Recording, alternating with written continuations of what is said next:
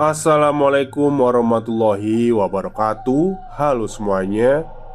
Jumpa lagi dengan saya Chow Sing Sing, kurator dari podcast Horror Night Story. Halo, apa kabar semuanya? Semoga kalian semua baik-baik saja ya. Dan seperti biasanya, pada siang hari ini saya kembali dan akan menghadirkan sebuah kisah mistis untuk kalian semua. Kisah mistis kali ini saya ambilkan dari tweet Twitternya Mas Miftah yang menceritakan tentang pendakian.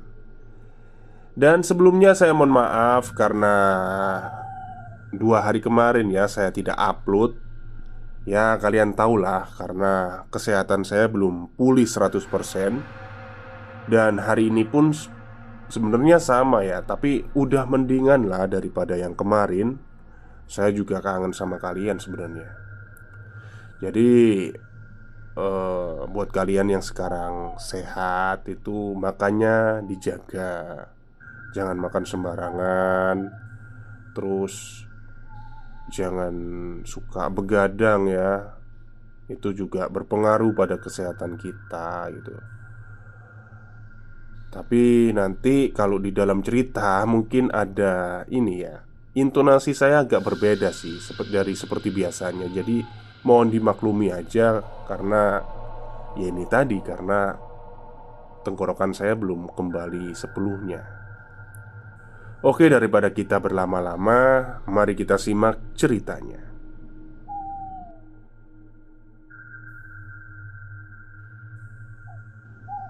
Hai, assalamualaikum warahmatullahi wabarakatuh. Balik lagi sama Miftah. Kali ini aku bakalan cerita tentang pengalaman narasumberku sendiri yang lagi-lagi nggak mau di-spill akunnya. Halo, namaku Bagas. Aku berasal dari Lampung. Aku mahasiswa salah satu universitas di Solo dan anggota UKM pecinta alam di kampus. Pada tahun 2015, aku memasuki semester 5. Dan saat itu aku lagi semangat-semangatnya untuk naik gunung. Bahkan bisa tiap minggu aku naik gunung. Wow. Baru setelah itu aku berhenti selama sebulan. Tetapi setiap weekend selalu kuisi dengan kegiatan mapala dan yang lain. Di alam bebas, aku tidak terlalu ingat bulan apa.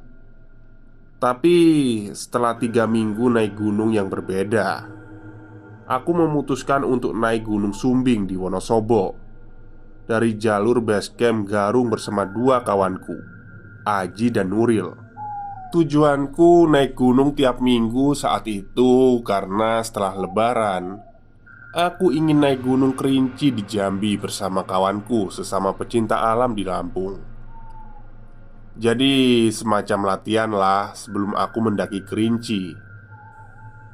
Rencananya kami naik Gunung Sumbing ini di 5 hari sebelum puasa Ramadan di tahun 2015. Perjalanan kami dimulai dari rumah Aji di Banyumas, lewat Banjarnegara, dan sampai di base camp Sumbing via Garung pada jam 10 malam. Pada saat itu, belum ada satupun dari kami bertiga yang pernah naik Gunung Sumbing. Jadi ini adalah pertama kalinya kami mendaki Gunung Sumbing. Dan bodohnya, karena ngejar waktu dari hari Sabtu jam 10 malam, kami nekat memulai perjalanan. Perjalanan dari base camp ke pos 1 kami tempuh dengan ojek. Kemudian kami lanjutkan dengan jalan kaki. Bermodalkan peta di base camp yang kami foto, kami memutuskan untuk ngecamp di pos 4 di Watu Kota. Singkat cerita, pos 3 sudah kami lewati. Tapi pos 4 belum tahu di mana. Dan saat itu kami sudah sangat lelah. Sekitar jam 2 pagi, setelah kami menemukan tempat yang cukup landai, kami memutuskan untuk membangun tenda. Karena kami sudah sangat lelah dan pos 4 juga belum terlihat.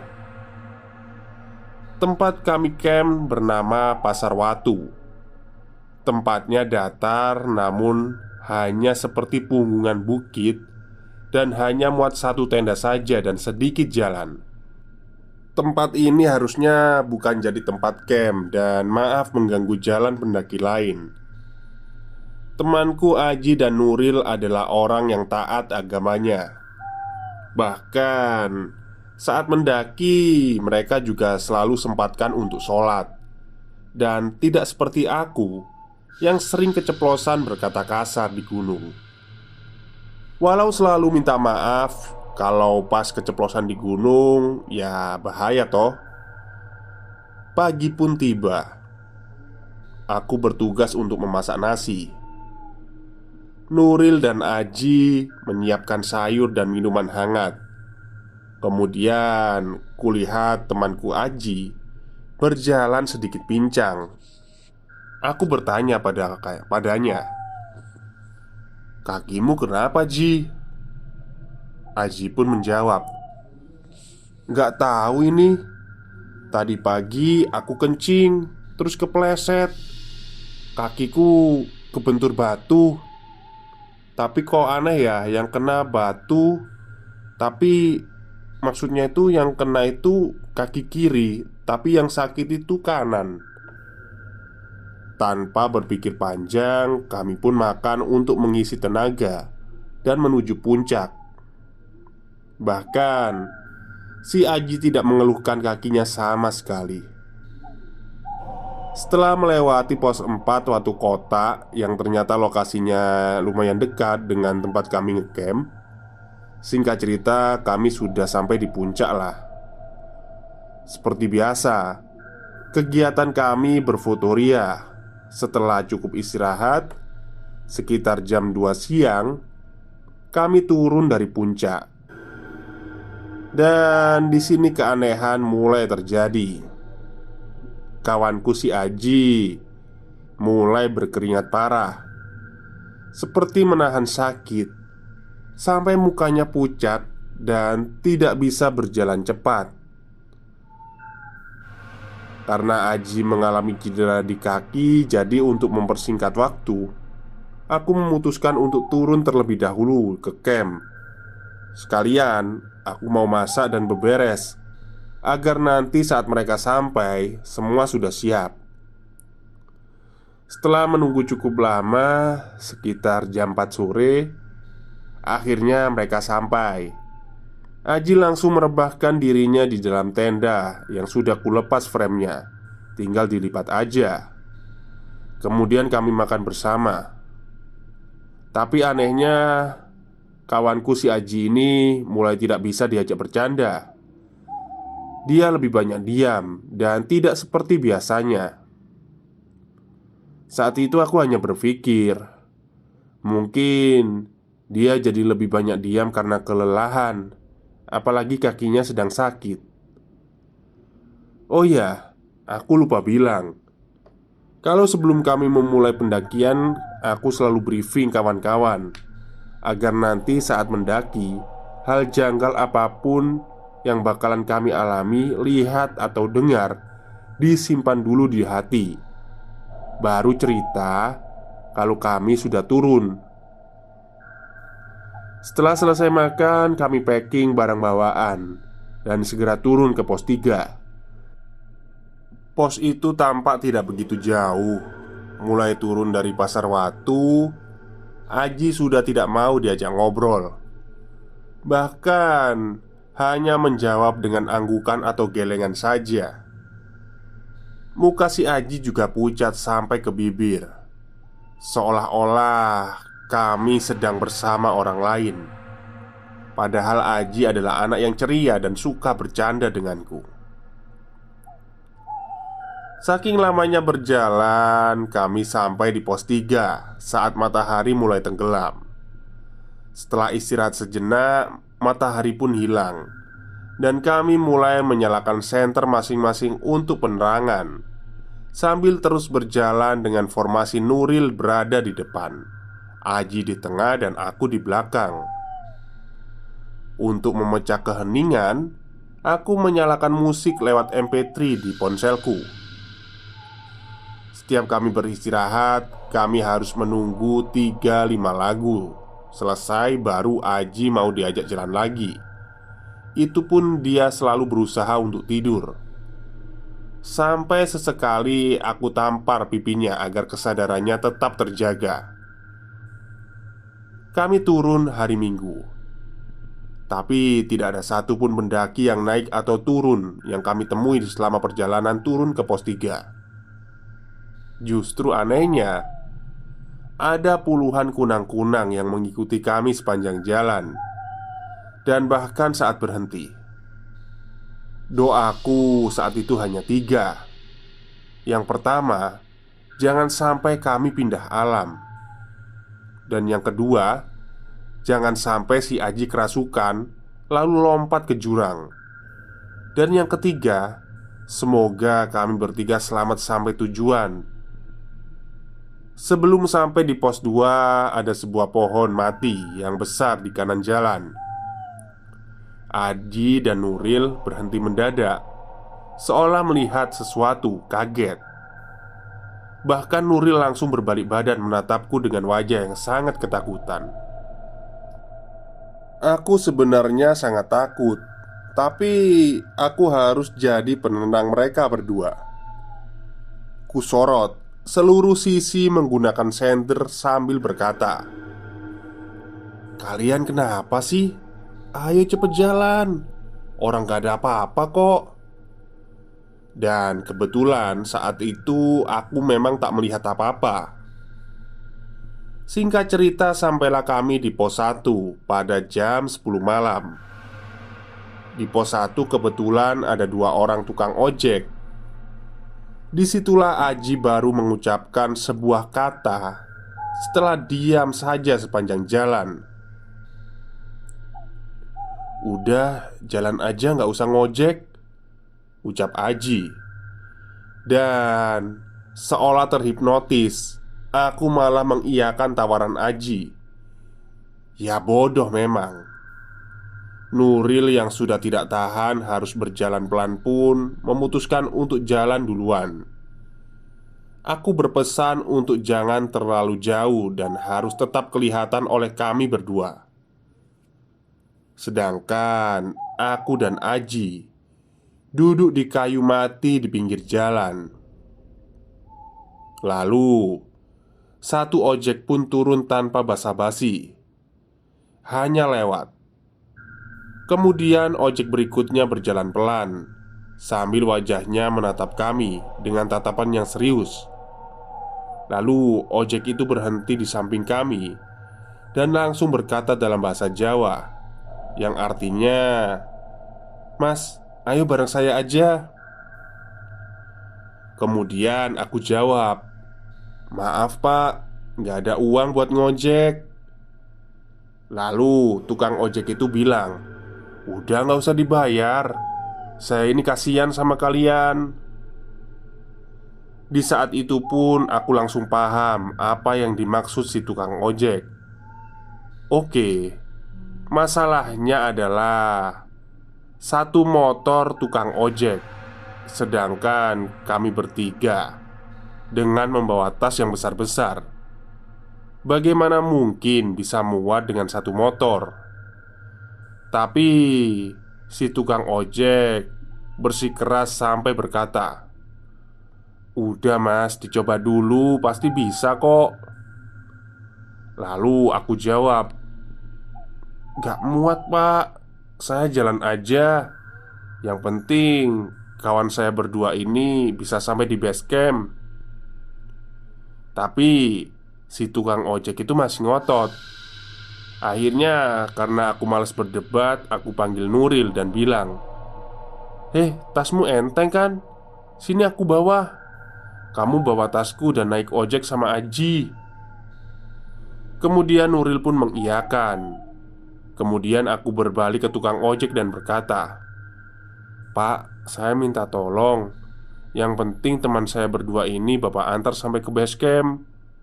Saya jalan kaki aja Pak, nggak apa-apa." Sambil berjalan turun, kemudian si tukang ojek pun menaruh tas mereka berdua di tengah motor dan membonceng kedua temanku, dengan posisi Aji di tengah dan Nuril di belakang. Setelah itu, tukang ojek mulai jalan dan memepetku yang sedang jalan kaki sambil berkata, "Mas, deket sini dulu saya mau ngomong." Dengan deg-degan sekaligus penasaran, aku menjawab, "Ada apa ya Pak?" Kemudian si tukang ojek itu membaca mantra menggunakan bahasa Jawa tepat di depan wajahku. Aku hanya terbengong, diam, takut, bingung, dan lelah. Semuanya campur aduk. Lalu tukang ojek itu mengusapkan tangannya ke wajahku sampai turun ke dadaku. Dan itu membuatku semakin gak bisa berkata apa-apa. Lalu si bapak tukang ojek berkata, "Ya udah mas, jangan khawatir. Kawannya akan saya antar sampai di base camp. Pokoknya mas jalan terus aja. Cuma saya minta satu hal." Dengan penasaran aku menjawab, "Apa pak?" Si tukang ojek melanjutkan, "Mas, jalan terus aja. Terus apapun yang terjadi, jangan lihat ke belakang ya." Kemudian tukang ojek itu pun langsung melajukan motornya, menuruni pos 1 meninggalkanku dalam kabut tebal tipis. Kayaknya baru kali ini aku merasa ketakutan yang sangat luar biasa. Setelah mereka menghilang tertutup kabut, aku memutuskan untuk jalan terus. Ku kecilkan senter SWAT-ku sampai melingkar terkecil agar hanya fokus disorot lampu senterku. Saat itu tidak ada angin, hanya kabut tebal dan sesekali lampu desa di bawah kaki gunung terlihat samar-samar, yang kujadikan semangatku untuk segera sampai di base camp. Sialnya, baru beberapa menit berjalan, rambutku yang dulu sebahu seperti ada yang membelai dari belakang. Bahkan aku bercerita seperti ini pun aku merinding. Kejadian rambutku dibelai entah oleh siapa ini bukan cuma terjadi sekali tapi berkali-kali. Seolah dia bilang, "Nengok ke belakang sini," gitu loh. Bulu kuduku merinding, pikiranku kemana-mana. Tubuhku kaku dan mulutku membisu. Banyak hal yang kubayangkan. Wujud seram seperti apa yang akan kulihat jika aku berani menengok ke belakang. Saking penasarannya, mataku sampai kulirikan ke pojok kiri dan kanan, tapi tanpa menggeser kepalaku sedikit pun. Di kepalaku berpikir, kalau aku ngambil resiko melanggar larangan tukang ojek tadi, bisa saja di posisi ini aku tidak akan selamat. Dan sudah jelas kawanku aman sampai di base camp. Ku percepat ceritanya ya. Singkatnya, aku sudah sampai di gerbang base camp. Banyak sekali pendaki di sana. Kulihat satu persatu dari mulai tas dan wajah tiap orang. Tapi kedua kawanku tak kunjung terlihat. Aku berpikir mungkin saja mereka berada dalam base camp.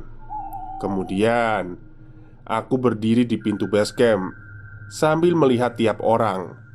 Tapi aku juga tidak melihat kawanku di sana. Aku keluar lagi mencari tongkrongan tukang ojek di depan base camp. Hah, gak ada juga ternyata. Di situ aku mulai panik. Aku berpikir jangan-jangan cuma aku yang selamat. Atau jangan-jangan tukang ojek tadi itu jadi-jadian. Dan segala kemungkinan ada di kepalaku campur aduk. Akhirnya aku mencoba untuk menenangkan diriku. Aku taruh tasku di tiang base camp. Aku lepas sepatuku, ku pakai sendal dan berjalan ke WC base camp. Tak lupa aku cek lagi apakah temanku ada di WC. Tapi ternyata hasilnya nihil, tidak ada di sana. Setelah aku cuci kaki, tangan, aku kembali lagi ke dalam base camp dan duduk bersandar sambil bengong. Saat aku bengong, ternyata tiba-tiba dua kawanku si Nuril dan Aji masuk ke base camp. Dan reaksi mereka itu kaget melihatku saat berada di base camp. Aku pun kaget karena bagaimana mungkin aku bisa sampai duluan di base camp. Padahal mereka berdua naik motor sedangkan aku hanya jalan kaki. Oh ya, perjalananku dari pos 1 ke base camp itu setengah jam, tepatnya jam 10 malam. Aku sudah sampai di base camp. Aji yang wajahnya sekarang terlihat lebih segar dan sudah tidak terlihat seperti mayat hidup bertanya padaku, "Loh, kok kamu di sini?" Padahal aku baru mau masuk ke base camp ngambil motor buat jemput kamu. Kemudian ku jawab, "Udah, duduk dulu kalian berdua. Harusnya aku yang nanya ke kalian. Kok kalian baru sampai? Padahal kan pakai motor." Akhirnya kami duduk di base camp sambil bercerita tentang apa yang terjadi selama perjalanan. Pertanyaan pertamaku, "Kalian dari mana saja? Kok baru sampai?" Kemudian mereka menjawab, "Kami tadi diberhentiin di musola sebelum ke base camp. Terus ditanya sama bapak ojek, 'Kalian muslim kan? Kalau muslim kalian sholat isya dulu. Nanti bapak bantu ngobatin,' katanya.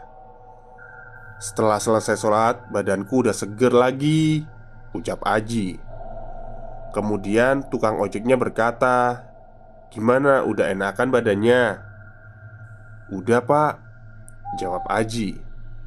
Kemudian Aji bertanya, "Boleh saya tahu kenapa pak? Kok badan saya ini kayak bukan milik saya gitu loh?" Kemudian dijawab sama si tukang ojek, "Oh biasa mas, hal kayak gitu emang resiko pendakian. Masnya cuma lagi apes aja. Tapi nggak apa-apa, saya udah pulangin penunggu gunungnya." Kawanku Aji malah nanya gini, "Emang wujudnya gimana pak yang nempelin saya?" Lalu dijawab sama si tukang ojek, "Wujudnya itu perempuan mas, tapi mukanya setengah kucing hutan." Nah, lalu Nuril mengatakan, "Tahu nggak mas, yang sebelum pos 2 tadi kami kaget sampai aku nengok ke mas itu. Ya karena kami ngelihat cewek yang di atas pohon itu mas.